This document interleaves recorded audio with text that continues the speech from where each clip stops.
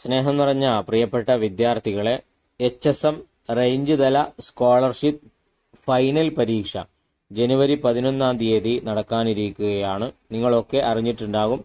അൽഹംദുലില്ലാ, ഒരുപാട് വിദ്യാർത്ഥികൾ മദ്രസ തല പരീക്ഷ എഴുതി.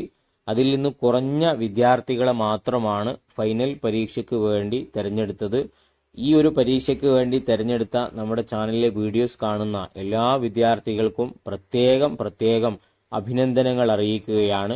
ഇനി വരാനിരിക്കുന്ന പരീക്ഷ വളരെ നിർണായകമാണ്. പറയപ്പെട്ട സമ്മാനങ്ങളും സർട്ടിഫിക്കറ്റുകളൊക്കെ ഉള്ള നിർണായകമായ പരീക്ഷയാണ് ഇനി നമ്മുടെ മുമ്പിലുള്ളത്. കുറഞ്ഞ ദിവസങ്ങൾ മാത്രമേ നമ്മുടെ മുമ്പിലുള്ളൂ. കഴിഞ്ഞ പരീക്ഷയെ പോലെ ഒരിക്കലും തന്നെ നമ്മൾ ഈ ഒരു പരീക്ഷയെ കാണരുത്. നല്ലോണം അധ്വാനിച്ച് പഠിച്ചാൽ മാത്രമേ നമുക്ക് നല്ല മാർക്ക് സ്കോർ ചെയ്യാൻ പറ്റൂ. കാരണം മൈനസ് മാർക്ക് എന്നുള്ളൊരു പ്രശ്നമുള്ളത് കൊണ്ട് നല്ല മാർക്ക് കിട്ടിയെങ്കിൽ മാത്രമേ പറയപ്പെടുന്ന സമ്മാനങ്ങളൊക്കെ നമുക്ക് ലഭിക്കുകയുള്ളൂ.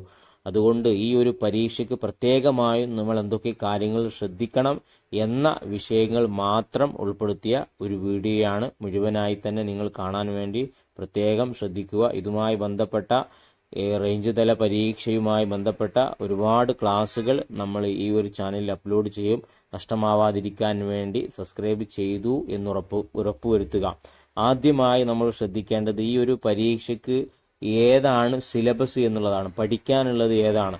അപ്പോൾ പറയാനുള്ളത്, കഴിഞ്ഞ പരീക്ഷയെ പോലെ തന്നെയാണ് പുസ്തകത്തിൻ്റെ വിഷയത്തിലോ ചോദ്യങ്ങളുടെ പാർട്ടുകൾ വരുന്ന വിഷയത്തിലോ അതുപോലെ തന്നെ പരീക്ഷയുടെ രൂപത്തിലോ യാതൊരു വ്യത്യാസവുമില്ല. കഴിഞ്ഞ പരീക്ഷ ഏത് രൂപത്തിലാണോ നടന്നത് അതേ രൂപത്തിൽ തന്നെ ഒന്നാം പാർട്ടിൽ വരുന്നത് റമളാനും നോമ്പുകളും എന്ന പുസ്തകത്തെ ആസ്പദമാക്കിയിട്ടുള്ള ചോദ്യമായിരിക്കും. രണ്ടാം പാർട്ടിൽ നമുക്കറിയാലോ, മദ്രസയിൽ നിന്ന് 5 വരെ പഠിച്ച വിഷയങ്ങൾ ഉൾപ്പെട്ടതായിരിക്കും. മൂന്നാം പാർട്ടിൽ GK ചോദ്യങ്ങളായിരിക്കും. സ്കൂളിൽ 5 വരെ പഠിച്ചതും അതേ പ്രകാരം തന്നെ അതിനോട് കൂടെ തന്നെ ശ്രദ്ധിക്കേണ്ട വളരെ പ്രധാനപ്പെട്ടതാണ് സമസ്തയുമായി ബന്ധപ്പെട്ട ചോദ്യങ്ങൾ.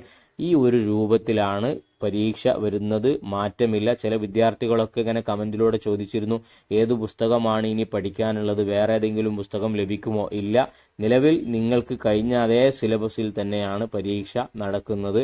അതുകൊണ്ട് അത് പ്രത്യേകം ശ്രദ്ധിക്കുക. മറ്റൊരു പ്രധാനപ്പെട്ട വിഷയം എൻ്റെ വിദ്യാർത്ഥികളോട് ഉണർത്താനുള്ളത്, കഴിഞ്ഞ പരീക്ഷയുടെ ഒരുപാട് പേപ്പറുകൾ നമ്മൾ നോക്കിയതിൻ്റെ അടിസ്ഥാനത്തിൽ നമ്മൾ മനസ്സിലാക്കിയ ഒരു വിവരമാണ്. ഏറെക്കുറെ വിദ്യാർത്ഥികൾക്കൊക്കെ മദ്രസ തല പാർട്ട് 2 ചോദ്യങ്ങൾക്കും അതുപോലെ തന്നെ റമളാനും നോമ്പും എന്ന പുസ്തകത്തെ ആസ്പദമാക്കിയുള്ള ചോദ്യത്തിലൊക്കെ നല്ല മാർക്കുണ്ട്. പിന്നെ ഇവർക്ക് മാർക്ക് നഷ്ടപ്പെട്ടത് GK ചോദ്യങ്ങളാണ്.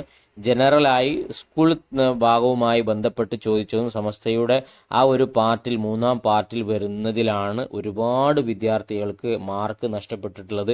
അപ്പോൾ ആ ഒരു ഭാഗം നമ്മൾ പ്രത്യേകമായി ശ്രദ്ധിക്കണം. ഇൻഷാ അല്ലാഹ് അതിനുവേണ്ടി സ്കൂളിൽ നമ്മൾ പഠിച്ച ടെക്സ്റ്റ് ബുക്ക് ബേസ് ചെയ്തിട്ട് ചോദ്യങ്ങൾ ഉണ്ടാക്കി അത് നമ്മൾ ചാനലിൽ അപ്ലോഡ് ചെയ്യും. അത് മാത്രം പോരാ, നിങ്ങൾ കഴിഞ്ഞ പുസ്തകങ്ങളൊക്കെ ഉണ്ടെങ്കിൽ അതൊക്കെ നന്നായി പഠിച്ച് അതുമായി ബന്ധപ്പെട്ട GK ചോദ്യങ്ങളൊക്കെ കണ്ടെത്തി അത് എഴുതി വെച്ച് പരീക്ഷയുമായി ബന്ധപ്പെട്ട ദിവസങ്ങളിൽ അത് പ്രത്യേകമായി പഠിക്കണം.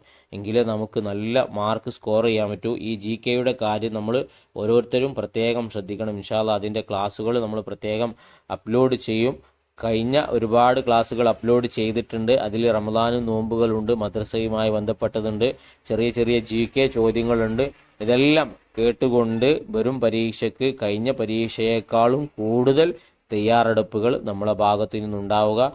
ഇൻഷാ അല്ലാഹ് എല്ലാവർക്കും നല്ല രൂപത്തിലുള്ള വിജയം അല്ലാഹു തആല നൽകി അനുഗ്രഹിക്കട്ടെ എന്ന് ആത്മാർത്ഥമായി ദുആ ചെയ്യുകയാണ്.